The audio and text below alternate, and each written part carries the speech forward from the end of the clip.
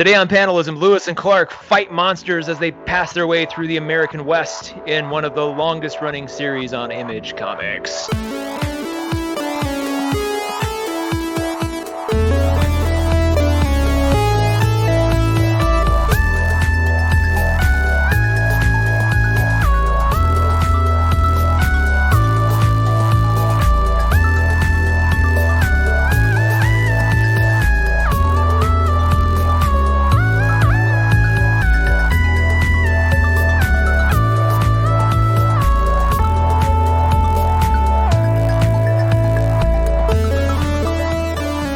Welcome to Panelism, the show where we talk about the comics and graphic novels worth having on your shelf. I'm Taylor Trask.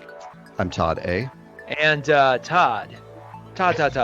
It is that time of year again where it gets a little cold outside, a little chillier. Is it chillier out there? It is here. It's autumn is. As soon as I like to feel like as soon as Starbucks unleashes the pumpkin spice latte, like the weather changes. It's like they're like wizards. They're like some sort of like Mother Nature wizards, and they unleash it. And that's the chaos magic. That is. Oh my God! Starbucks is like, we will manifest autumn. Well, and it's interesting because they put it out before Labor Day this year, which is a little sacrilegious in my mind. But it's it is. Man, I never thought about it that way. That Starbucks is the instigator of autumn. Huh. Well, that doesn't mean anything to you if you're listening at any time during the year. Who cares? Who cares what time it is? Yeah, I just think fall is something that grown-ups made up. Like Valentine's Day. That's a song by the Hives. Fall is just something that what is it? Anyway, it's a real fun song about how they just made it up to send you back to school. It's just a conspiracy by the greeting card companies to sell more cards. That's all this is. Fall is just something that grown-ups invented. There we go. Finally remembering the title. Okay, sorry, I have interrupted. No. It's quite all right. I have a very important question for you, though. And this, depending on when you're listening, this may or may not be relevant. But we have not talked about it since it came out, really. At least not on Panelism. Have you been reading the X-Men run by Jonathan Hickman? I have not, actually. No. It is delightful. This is what I hear from a certain group chat I'm in. It is so House of X and then Powers of 10, and it actually is pronounced Powers of 10, even though it says Powers of X. It's so crazy. It's two conjoined series that you have to read in order because one sort of comments on the other. And it's a limited series. It's going to end around October 10th or 16th, I think, somewhere around there. So we're more than halfway through it. But holy crap. It's kind of all the wonderful things that you love about Hickman. And it's the first time I've cared about X-Men since the X2 movie in 2003. Like they actually give you a lot of stuff to chew on. I don't want to say too much because I'm going to be reviewing the entire thing or talking about the entire thing when it's concluded. But if you are interested or if you've had your eyes on it as you walk in the comic shop, please start at the very first issue. It's very essential you read this in order. There are some amazing revelations, and they do quite a bit to tie in past continuity into this kind of new reboot. It's one of those things where it's a reboot, but it's also a sequel, and it all kind of fits together in only the way Hickman can make it fit together. Wow. And it also has all the crazy kind of affectations he loves. Like he invents his own mutant language, which he, seeds throughout the whole thing. He's got a lot of like layered mysteries, and death makes a huge appearance as it usually does. So it is way more Hickman-y than I thought it would be. We talked previously about one of those Avengers books where that Avengers one Hickman wrote where they're destroying dimensions and stuff, and that was very Hickman-y. But this, I never thought X-Men could feel this kind of cool and interesting and indie. Like it feels like an Image release. It feels like it kind of should. Like I think that's what X-Men should feel like. Mm-hmm. When I was reading X-Men growing up, I always thought of it as like it really had a feel to it of this is the black sheep of the Marvel superhero family, Mm-hmm. Not Marvel itself, but like in an Avengers world, they are the punks, The only thing that's confusing to me, and somebody else made this point, I think on Instagram, when I posted it up, but it's like, why is there such a need to make the X-Men to make mutants feel like its own species. You know, Yeah. they almost kind of like, that's the only thing I've never understood. I'm like, they're an extension of humanity, yet they kind of treat them like in the story, especially in House of X, like they're almost like an alien, like there's something else. Mm. They're not of us, and we should fear and despise them. Yeah, I get that that alien. I do think that's a problem, that it feels alien sometimes, but they are a new species. So Yeah. right? I mean, they are an evolved, like they're the same genus, but they're a different species. I don't know how to Yeah, say. I think so, but it's they kind of go out of their way to make it feel like it's almost like a, and I get the sort of metaphor in some of Yeah. that, you know, to any marginalized group. I get that, but it's they kind of just go overboard sometimes and really Mm. emphasize that like they're I don't know. It's working for me very well right now. There's a really crazy twist slash update on a character, you know, that essentially makes that character the most important character in the X-Men universe, and it's amazing to see. Like, it's the logic of how this is all fitting together is working really, really well for me. So grab it. I'm sure it'll be collected numerous times, but I'm actually having a lot of fun reading the physical single issues. It's been a while since I've had a book that I'm that committed to, as it comes out. Awesome. Anyway, I I'll have to check it out. check it So out. Listen, it's so hard to navigate around the X universe, honestly. It's a little intimidating. So it's nice when there's a clear foothold, like Hickman, House of X.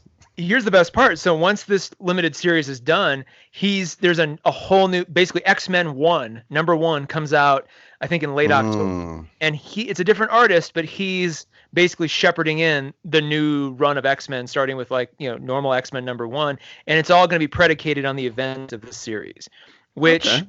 I might jump into. You know, we've talked before about I usually can't bring myself to get into a long running series like Batman or Superman or something, Yeah. just because so much, and it just, especially with Batman, some of the reboots and rehashes feel a little overdone and just kind of silly. But this, I mean, when was the last time they reset X-Men in this way?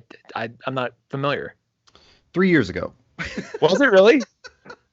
I don't know. I don't know how I was being facetious, but when they did the all new, all different Marvel, I think X-Men.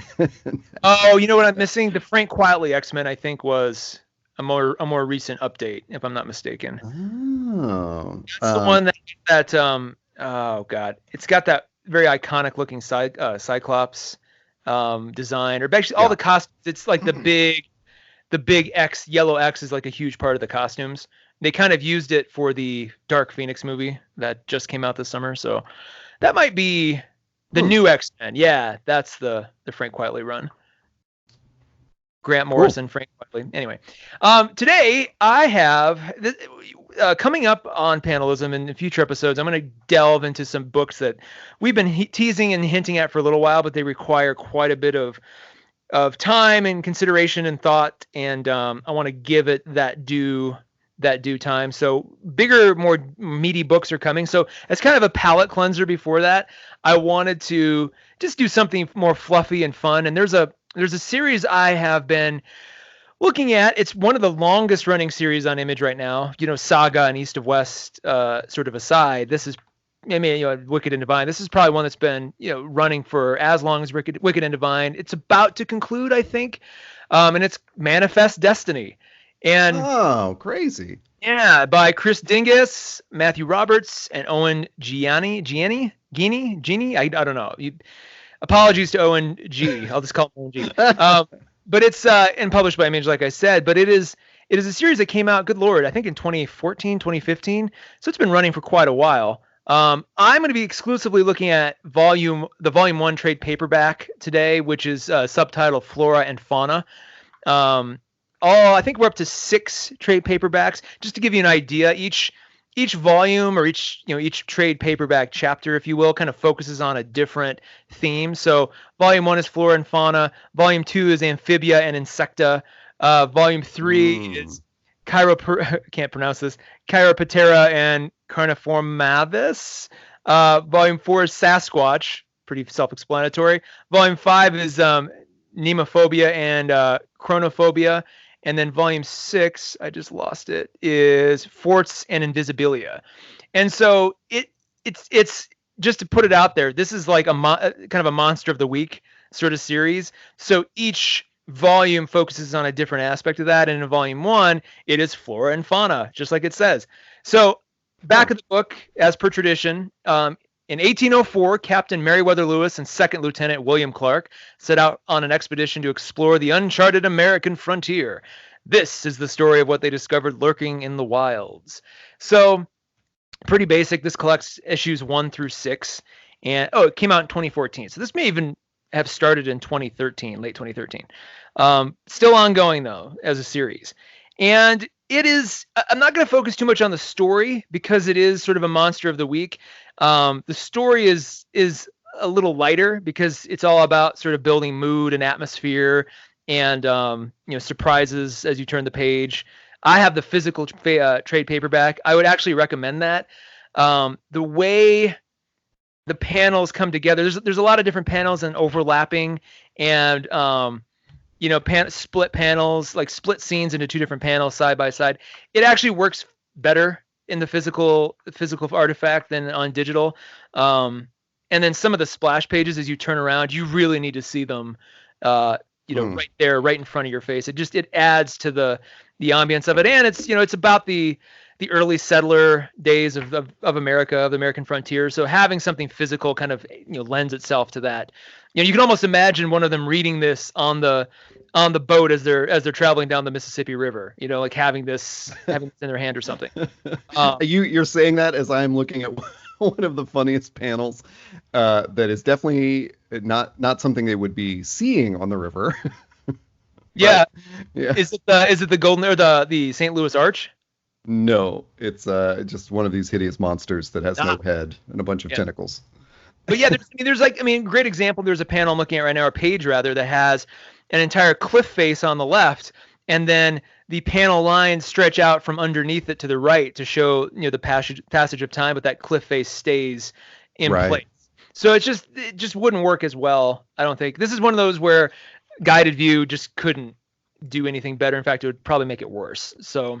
Were you aware of this artist at all before you read this?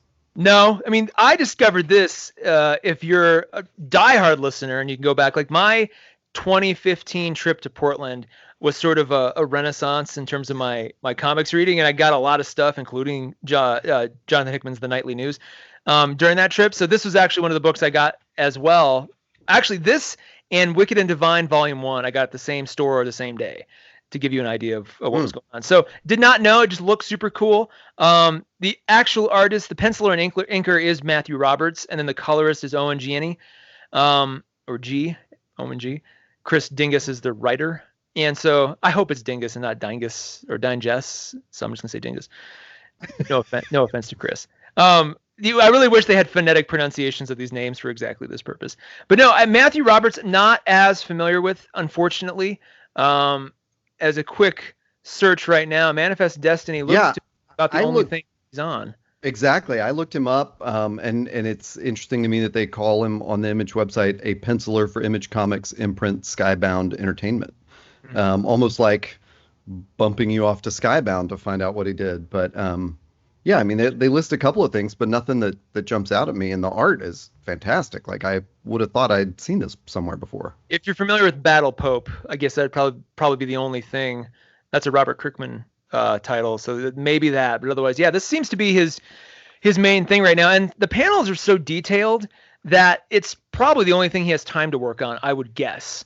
These are not. Some of the panels are a little more digital in that there's, a very highly detailed character, maybe a solid color or a solid plate behind them, but not a lot. Most of it is heavily detailed, woods and costumes and shadowing and character designs and just a lot of hair, a lot of, age lines and stuff like that. So that stuff takes time. The fringes on your Davy Crockett hat, all those things. So it's an incredible, this is one of those where I didn't know if I'd like the art at first, but it really works for the title. Kind of has a folk art quality to it, which very appropriate for this time.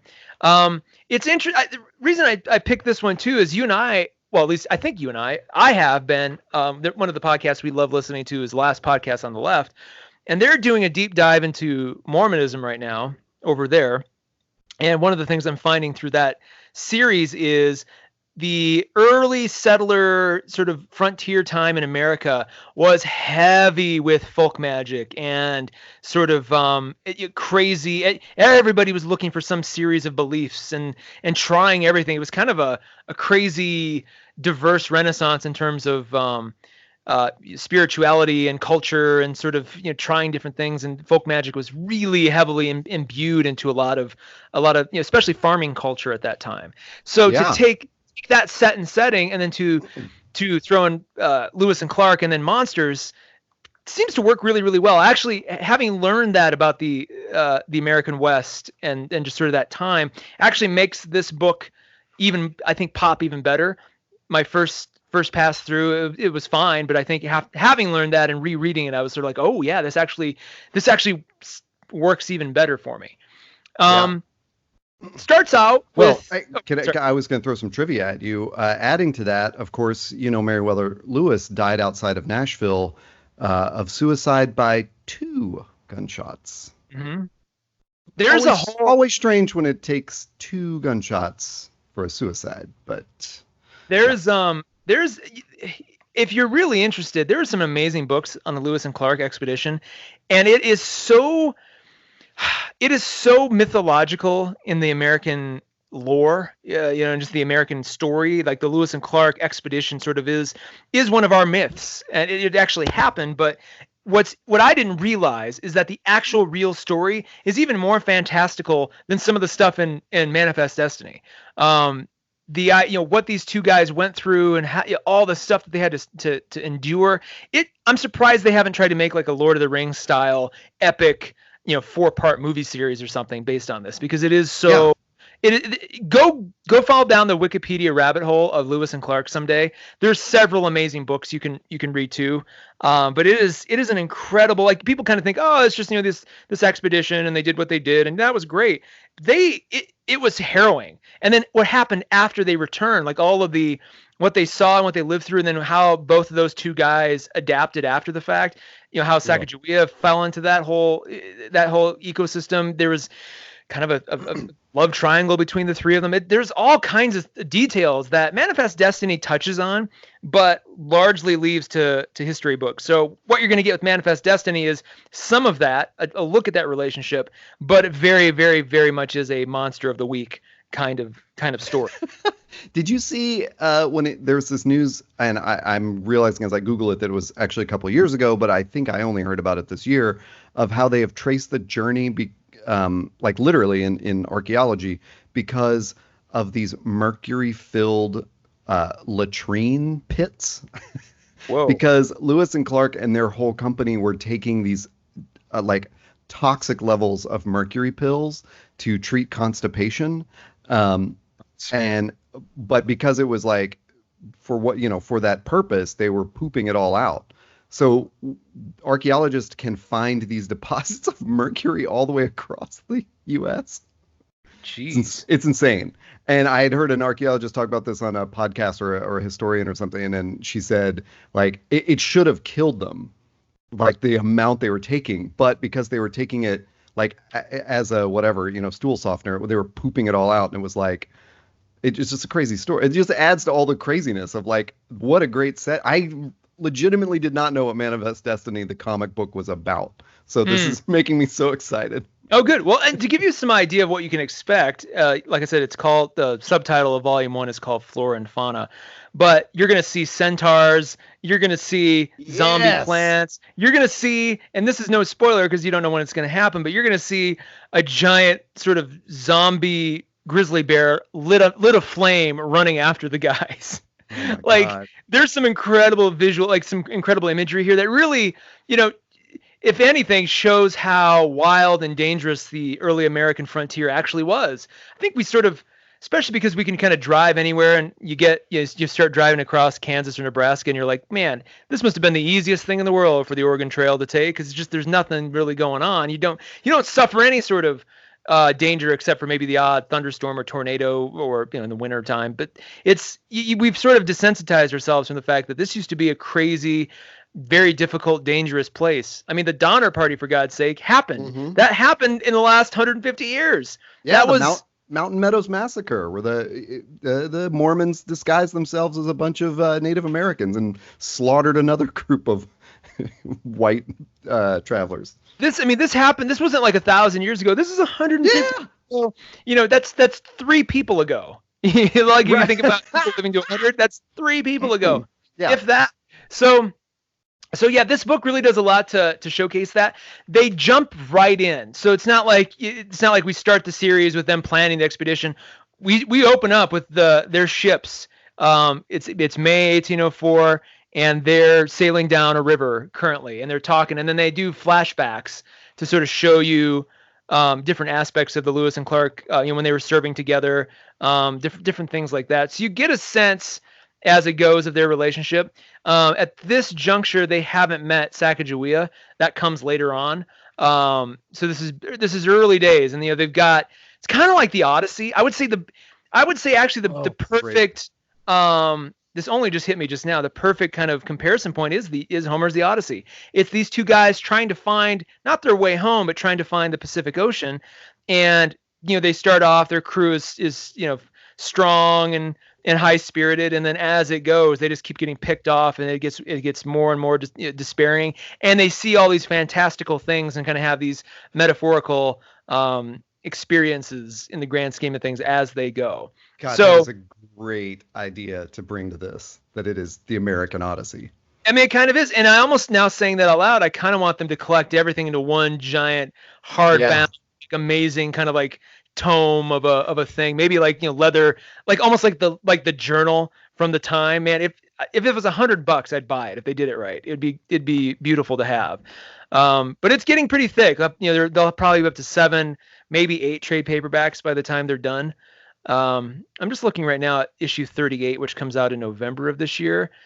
It does not say the final one, but I'm guessing they're getting close. I have only read up to number 3, up to and through number 3, so I haven't gotten to like volume 3. Yeah, volume 3. Sorry, I haven't gotten to Sasquatch yet, which is volume 4.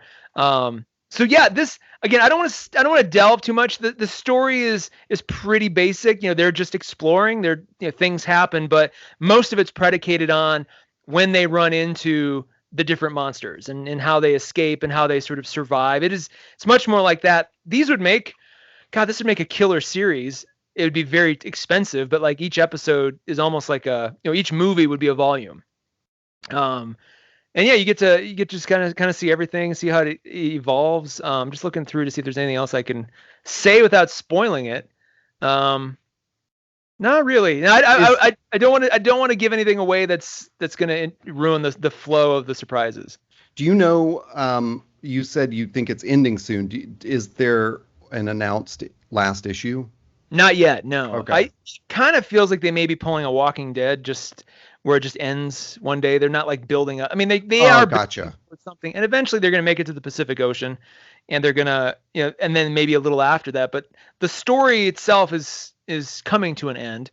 They meet a lot of crazy characters along the way, though. Obviously, the characters from history, Sacagawea, etc. But there's other sort of like fur trappers and hunters and ranchers and things, and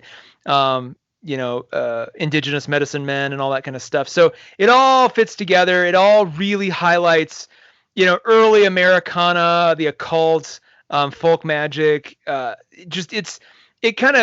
It does for the American frontier what Neil Gaiman's American Gods did for just kind of American mythology. It's one of those things, because we're so new, right? We're such a new country. Yeah. We don't really have these like myths and legends like, Greece or Egypt or even like the United Kingdom have. Like Arthurian legend is not really a thing we have. So we have all this crazy, amazing history that is real. So I like to see different creators finally taking that history and putting it in a more of mythological context.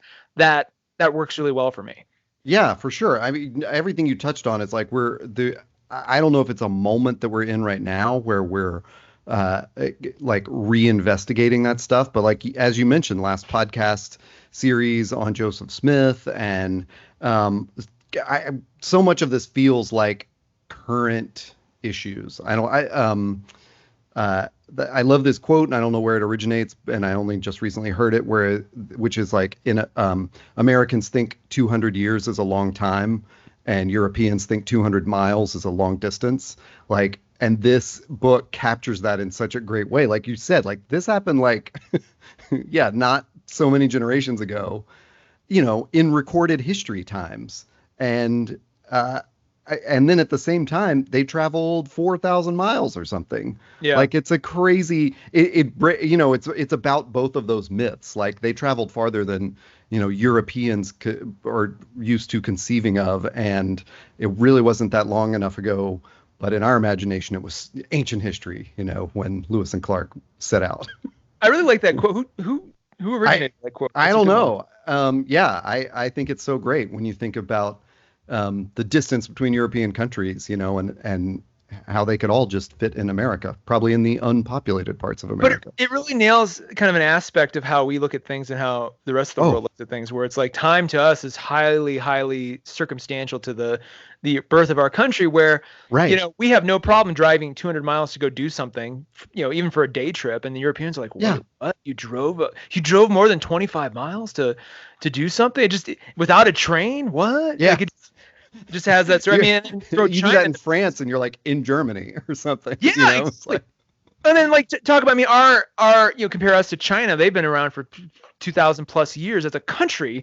We can't even conceive of that. Like America, the drop in the bucket time wise to China. So I'm gonna keep pondering that. I like that. I did want to mention one other thing, which is if you're expecting this very layered, nuanced, very deep, sort of deep script.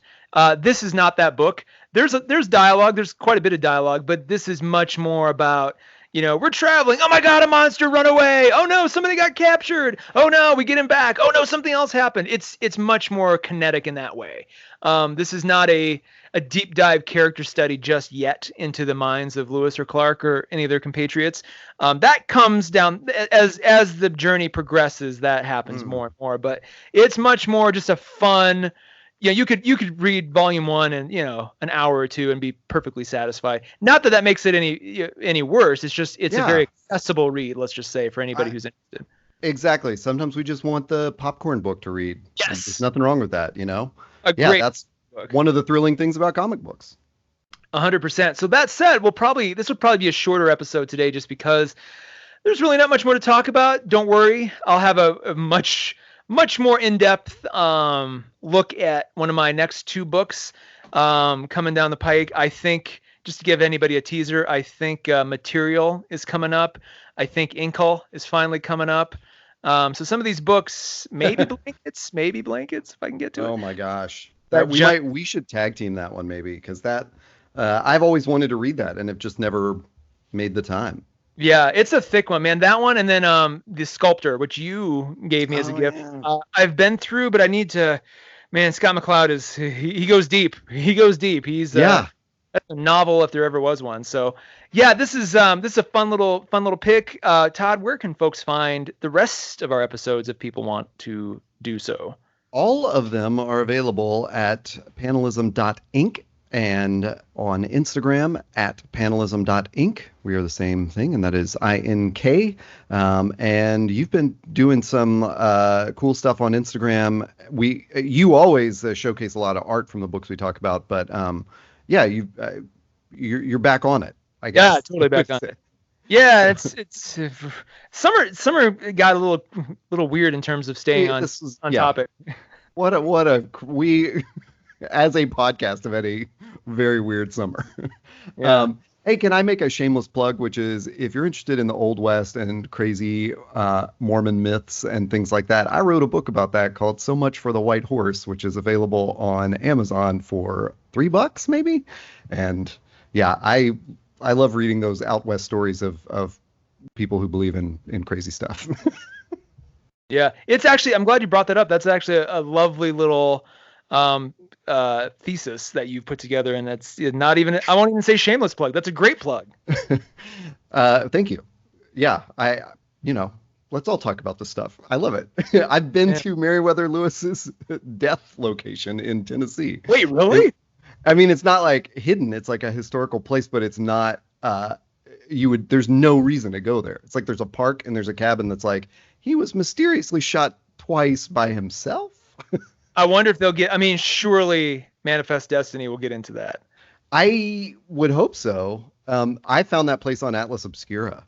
Was like, what? This is like in Hohenwald. And so just drove down the Natchez Trace.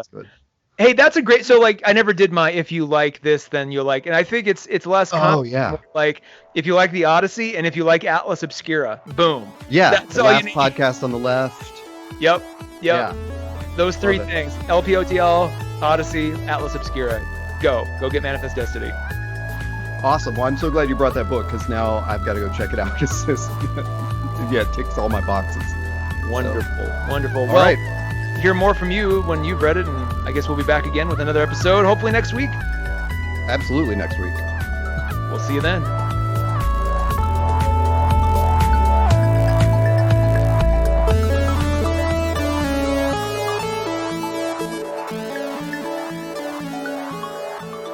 What the fuck is this? Is it Mr. West? No. Sorry. All right, go ahead. I'm hitting the stop.